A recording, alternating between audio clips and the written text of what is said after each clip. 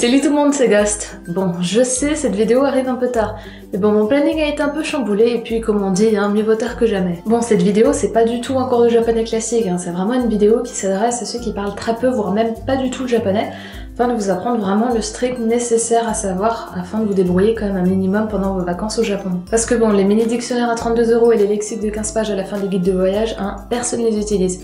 Alors prenez votre petit carnet de voyage, un stylo et c'est parti. Je pars du principe que comme tout bon touriste, vous avez préparé une liste des lieux que vous voulez visiter. Donc je vous épargne les mots comme château, musée, parc, etc. Vous arriverez très bien à vous faire comprendre en disant tout simplement le nom du lieu que vous voulez visiter. Pareil pour les directions et les chiffres, je vais pas vous encombrer la tête avec ça, d'autant plus qu'il y a différentes façons de compter suivant si c'est des personnes, des objets ronds, des objets longs. Bref, laissez tomber, avec vos mains, vous arriverez très bien à vous faire comprendre. Autre chose avant de commencer, même si les japonais parlant anglais sont quand même assez rares, il y a pas mal de vocabulaire qui vient justement de la langue anglaise, donc vous pouvez toujours essayer d'utiliser les mots anglais, mais avec la prononciation japonaise. Par exemple, check-in c'est check-in, check-out, check-out, passeport, passaporto, restaurant, restaurant, hôtel, hôtel, enfin bref, il y en a encore des tonnes, voilà, juste pour vous montrer l'exemple. Et pour info, cette vidéo sera en 3 parties, donc une première pour la prononciation, une deuxième donc avec le vocabulaire et une dernière sur les applications que je vous conseillerais pour traduire donc de français-anglais vers le japonais et d'autres applications pour vous permettre d'apprendre le japonais si ça vous intéresse. Voilà, ceci étant dit, on peut enfin commencer. Avant tout, sachez qu'en tant que français, on a de la chance car on est les étrangers qui arrivons le mieux à prononcer la langue japonaise, tout simplement parce que cette dernière est composée de syllabes qu'on a également dans la langue française, comme a, i, u, e, o, kakiku, keko, sashisu, seso, etc. Par contre, ce qu'il faut en prendre en compte, c'est que dans la langue japonaise, on prononce absolument toutes les lettres, y compris la lettre H.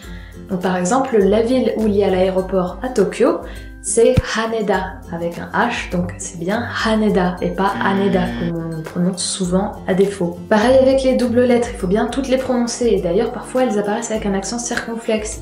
Et du coup, par exemple, la capitale du Japon, c'est pas Tokyo mais Tokyo. Quant à la lettre E, elle se prononce tout simplement E, comme par exemple dans Mate ou Yamete. Et comme chaque règle a son exception, eh bien il n'y a que la lettre U qui ne se prononce pas quand elle termine un mot. En fait, son rôle, c'est plus de prolonger la lettre qui est située juste avant. Du coup, par exemple, merci beaucoup, ça ne se dit pas arigatou gozaimasu, mais arigatou gozaimasu. Vous voyez que j'ai fait une prolongation à arigato et gozaimasu. Bon, on passe enfin au vocabulaire avec le classique bonjour, qui se dit konnichiwa. Notez qu'il y a 2 N, donc c'est bien konnichiwa. Au revoir se dit sayonara, sayonara. Oui, se dit hai, il y a un H, donc c'est bien hai. Et non se dit ie, donc pareil, 2 I et un E, donc ie. Pour dire s'il vous plaît, c'est onegai shimasu, ça finit par un U, donc du coup c'est bien onegai shimasu. Merci, donc arigatou gozaimasu, comme on a vu juste avant.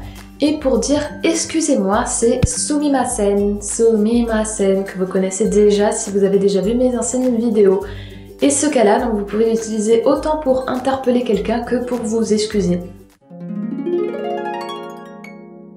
Bon, pour les transports, train se dit densha. Mais attention, si vous voulez prendre le Shinkansen, c'est-à-dire le TGV japonais, vous l'appelez Shinkansen, parce que si vous dites densha, les japonais vont penser que vous voulez prendre un train classique et donc beaucoup moins rapide. Pour les autres moyens de transport, le bateau se dit fune, le vélo se dit jitensha. Attention, parce que si vous dites bike comme en anglais, là les japonais vont penser que vous parlez d'une moto. Et une voiture se dit kuruma. Pour les derniers, c'est encore plus simple puisque bus et métro viennent de l'anglais. Donc du coup, bus ça fait basse et métro c'est metoro. Et pour finir avec les transports, sachez qu'une gare de train ou de métro se dit eki. Et que si vous voulez indiquer un trajet, par exemple pour acheter des billets, eh bien le 2 pour indiquer le départ se dit kara et A pour indiquer l'arrivée se dit made. Par exemple, de Tokyo à Osaka, c'est dit Tokyo kara Osaka made. Et ça marche également avec le temps. Si vous voulez dire par exemple de 4h à 6h, eh bien ça fait Yoji kara Rokuji made. Bon, vous savez déjà que restaurant se dit restaurant, et si vous avez vu ma deuxième vidéo de conseils pour bien préparer votre voyage au Japon, vous savez déjà comment appeler un serveur, n'est-ce pas? On prend son courage à deux mains et on crie « Sumimasen !» Bon, par contre, je vais pas faire la liste de toutes les choses que vous pouvez commander à boire ou à manger, hein, parce que sinon cette vidéo va être interminable.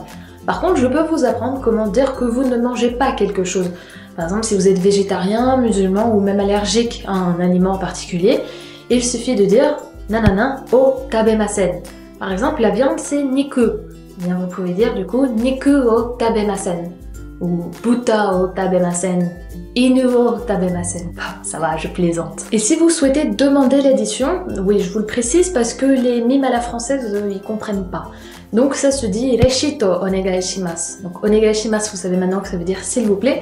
Et reshito, bah, c'est une traduction japonaise approximative du mot anglais receipt. Par contre, si vous commandez à manger dans un fast-food ou une boulangerie japonaise, vous allez être confronté au fameux sur place ou à emporter. Perso, la première fois, j'ai pas trop compris la question et malgré ma tête d'ahurée, bah, les vendeuses se sont pas dit que c'était peut-être plus simple de demander genre dedans ou dehors. Donc du coup, voilà, je préfère vous prévenir, hein, sur place ça se dit tennaide et à emporter ça se dit mochi kaeride. Bon, j'ai pas mis beaucoup de mots dans cette catégorie, hein, juste le minimum vital, à savoir les toilettes. En japonais, ça se dit toire, qui ressemble quand même vachement au mot anglais toilette, toilette, toire. Il y en a dans certains combini, mais il y en a surtout dans toutes les gares, hein, que ce soit les gares de train ou les gares de métro. Et ça, c'est trop pratique, surtout quand on est une pisseuse professionnelle comme moi. Un distributeur automatique de billets se dit à l'anglaise ATM, et contrairement en France, vous les trouverez peu dans les rues ou même dans les banques, puisqu'il y a aussi peu de banques dans les rues. Vous les trouverez surtout en fait dans les combini. Donc oui, c'est fou tout ce qu'on peut trouver dans une petite supérette. Et pour finir, si jamais on vient vous parler en japonais et que vous captez rien, bah vous pouvez tout simplement dire sumimasen nihongo wakarimasen, qui signifie tout simplement désolé, je ne comprends pas le japonais. Voilà maintenant la partie la plus intéressante de cette vidéo, à savoir comment poser une question. Sachant que durant votre voyage, il y a surtout 3 questions qui vous seront utiles. Où, qui se dit doko, combien, qui se dit ikura, et quand, qui se dit itsu. Sachant que chaque question se posera forcément sous cette forme. Sujet, wa, votre question, donc où, combien ou quand, et deska. Par exemple, vous cherchez la gare de Shinjuku, donc vous allez demander où est la gare de Shinjuku. En japonais, ça fera Shinjuku eki wa doko desu ka. Shinjuku eki wa doko desu ka. Vous pouvez demander Tokyo Tawa wa doko desu ka. Matsumoto-jo wa doko desu ka, etc., etc. C'est toujours le même principe. Pareil avec ikura, qui signifie combien. Vous pouvez demander le prix de n'importe quoi. Par exemple, ramen wa ikura desu ka. Ice cream wa ikura desu ka. Vous pouvez demander le ticket, par exemple, pour Tokyo à Osaka. Tokyo kara Osaka made wa ikura desu ka. Bref, vous pouvez demander n'importe quoi. Et bien entendu, c'est exactement la même avec quand, qui se dit itsu. Par exemple, vous êtes à l'hôtel et vous demandez quand est-ce qu'il faut faire le check-out, par exemple. Eh bien, vous demandez check-out wa itsu desu ka. Et pour finir cette deuxième partie de la vidéo, je vais vous présenter 4 kanji qui sont assez importants et qu'il vaut mieux connaître du coup. Alors je vous rassure tout de suite, hein, ils sont faciles à reconnaître et vous n'avez pas du tout besoin d'apprendre à les lire ou à les écrire. Hein. C'est juste visuel en fait, parce que vous allez les voir de très nombreuses fois durant votre voyage. Et du coup c'est mieux si vous les connaissez, ça vous évitera quelques mauvaises surprises on va dire. Les 2 premiers kanji sont ceux pour l'homme et la femme que vous verrez régulièrement devant les toilettes ou quand vous allez aller dans des onsen ou des sento, donc les bains publics. Le kanji pour homme, donc il ressemble à ça et ça se lit otoko. Vous pouvez imaginer que c'est 2 jambes avec une grosse tête, parce que les mecs aiment bien avoir la grosse tête quand même. Mais sinon il y a ce petit dessin pour essayer de vous en souvenir. Et pour les femmes, donc ça ressemble à ça et ça se lit onna.